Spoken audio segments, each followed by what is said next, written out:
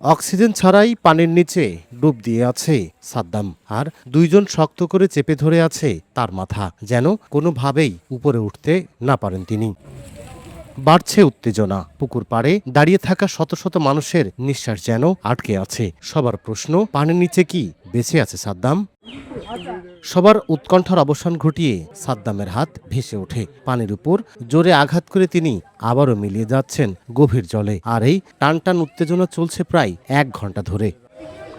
সাদ্দামের এই ডুবে থাকা কেউ মোবাইলে ভিডিও করছেন, কেউ হতবাক হয়ে তাকিয়ে আছে পানির দিকে। পুকুর পাড়ে ভিড় করা মানুষের মধ্যে কেউ বলছেন এটা অলৌকিক ঘটনা, আবার অনেকে বলছেন সাদ্দাম হয়তো জাদুবিদ্যা জানেন। বিশ্ব ওয়ার্ল্ডের যে রেকর্ড আছে সেখানে 29 মিনিট 2 সেকেন্ড পর্যন্ত একটা মানুষ পানিতে ডুবতে পেরেছে, কিন্তু বাংলাদেশের একটা ছেলে সে যে প্রায় 1 ঘন্টা পানিতে থাকার মতো যে দাবি করছে এবং আমরা বাস্তবে দেখেছি, সেটা আসলে এটা গৌরবের বিষয়। দেখছি ডুবিয়ে আছে, তা ছেলেপিলের কাছে জিজ্ঞেস করলাম যে কখন ডুবিয়েছে, বা 4-5 মিনিট।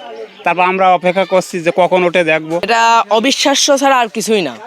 এই যে আমাদের বড় ভাই আরিফ সাদ্দাম ভাই যে আসলো, তার একটা আল্লাহ প্রদত্ত কিছু একটা তার ভিতরে আছে, না হলে তো সম্ভব না। যখন সে পানির নিচে ছিল তার শরীর অনেক হিট ছিল। জীবনে প্রথম দেখলাম যে পানির ভিতরে মানুষ থাকলে তার শরীর এত পর্যন্ত হিট হয়।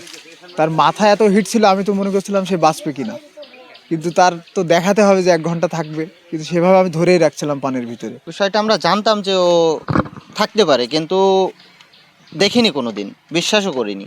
কিন্তু ও বলছিল থাকবে, তার জন্য আশা। কিন্তু আমরা বিশ্বাস করিনি বিধায় ওর সাথে গেছি যে ও কিভাবে থাকে।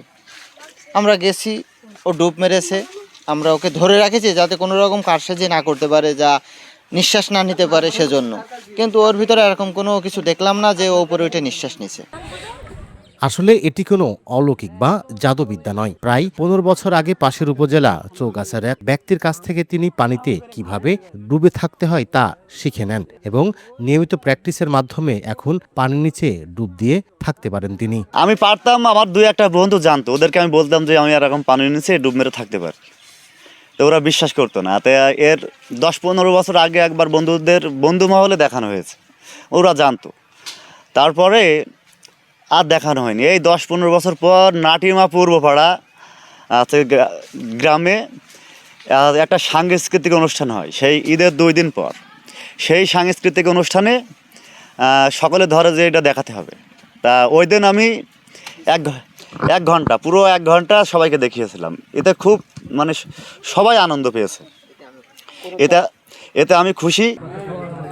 32 বছর বয়সী সাদ্দাম হোসেন পেশায় একজন গ্রামীণ পশু চিকিৎসক। ঝিনাইদহের মহেশপুর উপজেলার নাটিমা গ্রামের বাসিন্দা তিনি।